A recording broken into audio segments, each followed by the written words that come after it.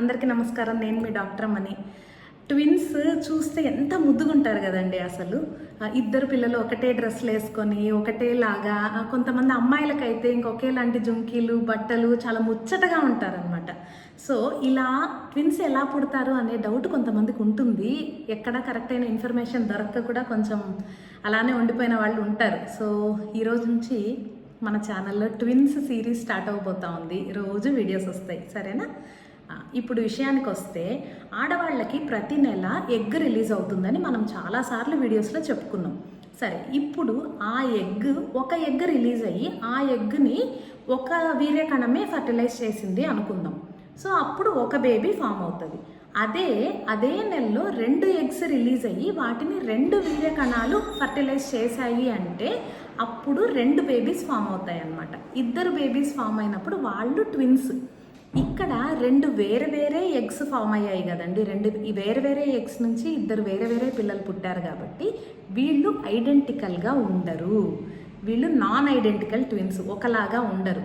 And వీళ్ళిద్దరు sex కూడా వేరే ఉంటుంది. అంటే ఒకరు అమ్మాయి ఒకరు అబ్బాయి అట్లా కూడా ఉండేదానికి ఛాన్స్ ఉంటుంది.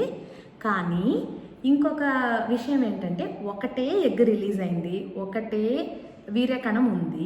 ఆ వీర్యకణంతోనే ఫర్టిలైజ్ అయింది అనుకోండి. ఆ ఎగ్ 2గా డివైడ్ అయిపోయి తర్వాత 2 బేబీస్గా ఫామ్ అయింది అనుకోండి. అప్పుడు వాళ్ళు ఐడెంటికల్ ట్విన్స్ ఉంటారు. సేమ్ రూపురేఖలు, same genetic makeup, everything similar ఉంటాయి, మొత్తం అంతా ఒకటే. సో వాళ్ళు ఐడెంటికల్ ట్విన్స్. 2 వేరే వేరే ఎగ్స్ ద్వారా పుట్టిన వాళ్ళు నాన్ ఐడెంటికల్ ట్విన్స్ అనమాట. ఈ ఐడెంటికల్ ట్విన్స్ అయితే 2 ఒక ఎగ్సే ఉన్న వాళ్ళు ఉంటారు కదా, వాళ్ళైతే మాత్రం సేమ్ జెండర్ అండి. వాళ్ళు ఇద్దరు అయితే అమ్మాయిలు ఉంటారు, లేదా ఇద్దరైతే అబ్బాయిలు ఉంటారు. అర్థమైంది కదా?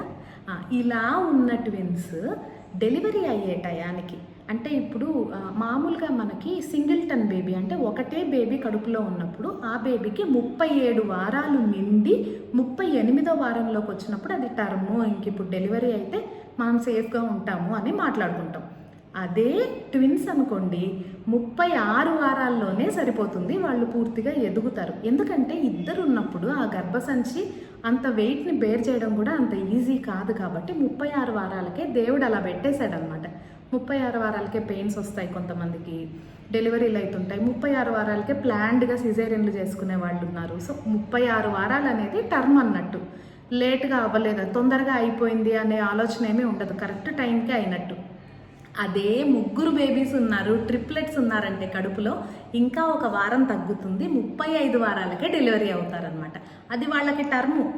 వీళ్ళెవ్వరూ ప్రీమెచ్యూర్ బేబీస్ కాదండి.